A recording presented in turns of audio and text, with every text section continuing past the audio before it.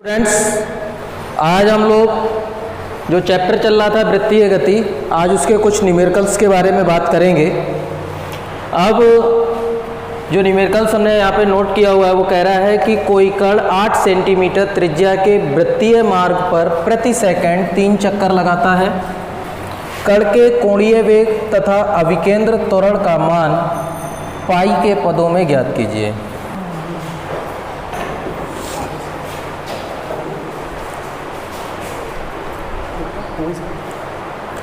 तो सवाल को सॉल्व करेंगे। तो कह रहा है कोई कण 8 सेंटीमीटर त्रिज्या के वृत्तीय मार्ग पर प्रति सेकंड 3 चक्कर लगाता है। कण के कोणीय वेग तथा अभिकेंद्र त्वरण का मान पाई के पदों में बताइए। देखो बेटा, जो कण की त्रिज्या दी गई है, यानी कि ये स्मॉल r की वैल्यू दे रहा है 8 सेंटीमीटर, 3 चक्कर लगाता है, यानी कि प्रति सेकंड 3 चक्कर लगा रहा है। तो n बराबर हमारे पास है 3 चक्कर प्रति सेकंड लगाता है। अभिकेंद्र त्वरण का मान और कोणीय वेग, कोणीय वेग का मतलब है ओमेगा की वैल्यू पूछ रहा है, अभिकेंद्र त्वरण का मान मतलब a पूछ रहा है। हमें इन सब की वैल्यू निकालनी है। तो बेटा कोणीय वेग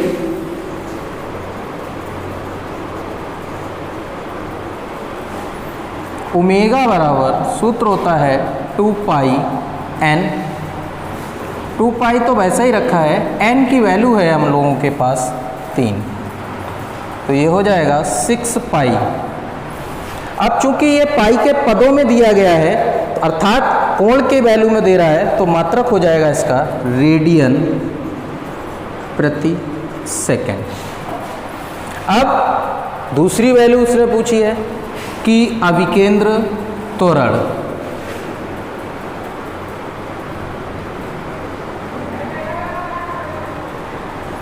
अब अभिकेंद्र त्वरण की बात कर रहा है, तो अभिकेंद्र त्वरण का मतलब हो जाएगा, सूत्र है हमारे पास a बराबर r ओमेगा स्क्वायर।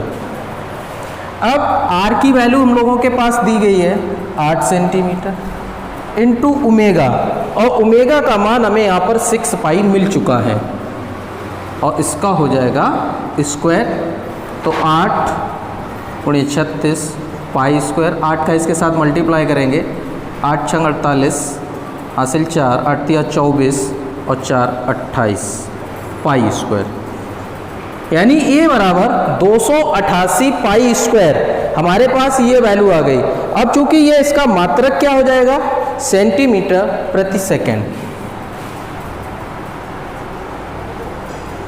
चूंकि वैल्यू यहाँ पर सेंटीमीटर में चल रही थी, इसका त्वरण है।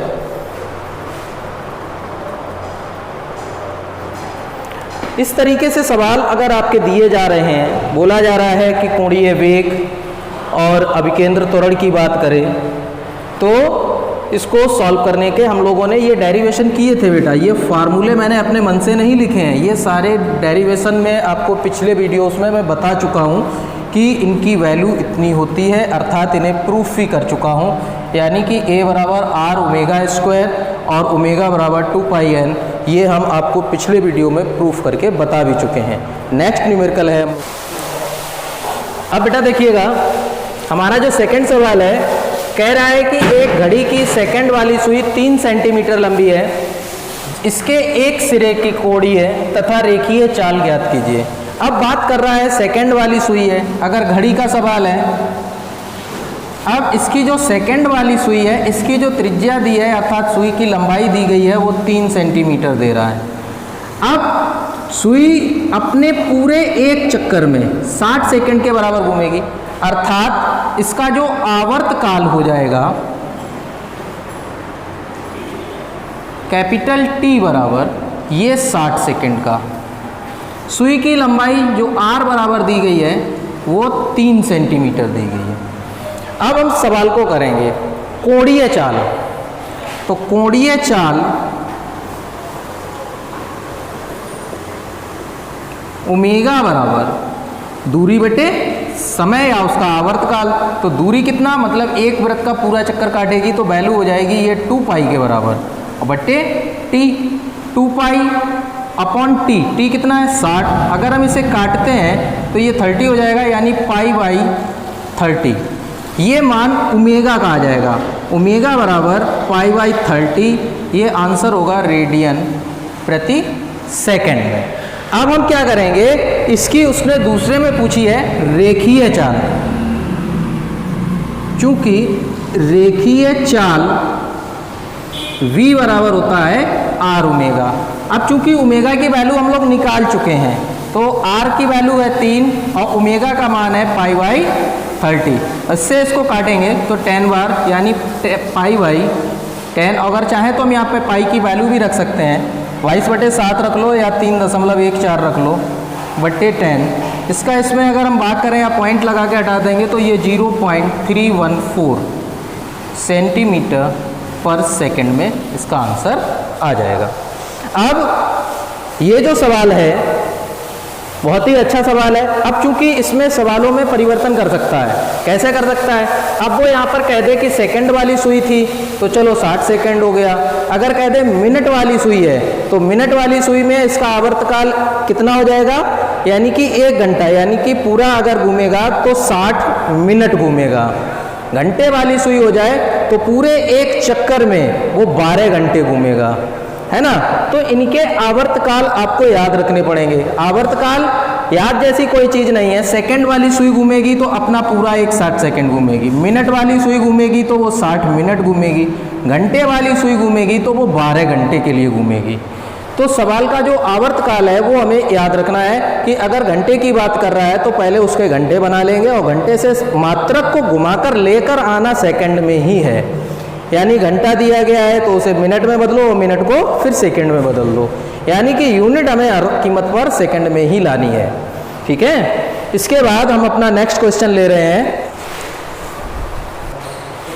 बेटा नेक्स्ट क्वेश्चन है, एक मोटर कार 30 मीटर प्रति सेकंड की गति से 500 मीटर त्रिज्या के वृत्ताकार मार्ग पर चल रही है।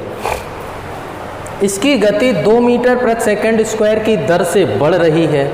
चूंकि बेटा यहाँ पे मात्रक देखेंगे तो मीटर प्रति सेकंड स्क्वायर है, अर्थात ये भी एक त्वरण की ही बात कर रहा है, एक्सीलरेशन की ही बात कर रहा है कि दर से बढ़ रही है। इसके त्वरण का मान बताइए, यानी कि यहाँ पर 2 त्वरण दिए जाएंगे, यानी कि 2 त्वरण हमें यहाँ पर ज्ञात होने चाहिए। एक तो हमारा स्पर्श रेखीय त्वरण और दूसरा अभिकेंद्र त्वरण, और इन दोनों का जब परिणामी निकालेंगे उसको वो पूछ रहा है कि इन दोनों का परिणामी कितना हो जाएगा। तो सबसे पहले अभिकेंद्र त्वरण की अगर हम बात करें, अभिकेंद्र त्वरण, अब अभिकेंद्र त्वरण की बात करें कि ये रेडियस के अकॉर्डिंग होता है, ए आर बराबर ये हो जाता है वी स्क्वायर अपॉन आर के। अब दूसरा जो कि ये इसने दिया है 2 मीटर प्रति सेकंड स्क्वायर, यानी कि ये इसका स्पर्श रेखीय त्वरण है।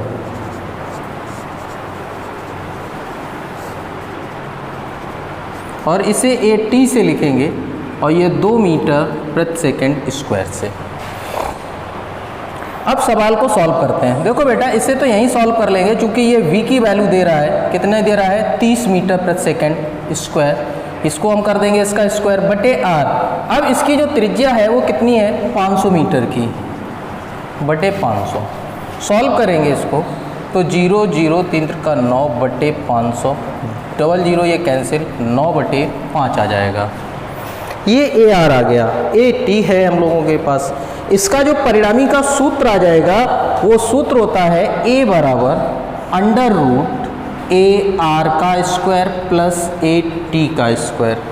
ए अंडर रूट के अंदर ले जाएंगे तो हमारे पास ये वैल्यू जो आ रही है इसको सॉल्व करेंगे।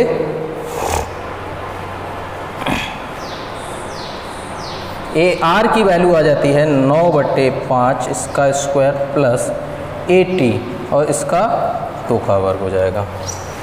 ठीक है, इसको जो भी सॉल्व कर लेंगे और जो आंसर आ जाएगा उसको हम आसानी से कर सकते हैं। अब चूंकि 9 बटे 5 है, ये यहाँ पे कैलकुलेशन में परेशानी कर सकता है, तो 5 से इसे काट दो, 5 एकम 5, 10 बचा कितना यहाँ पे 4 दशमलव लगा लिया, 40 हो गया, 5 अट्ठे 40, है ना।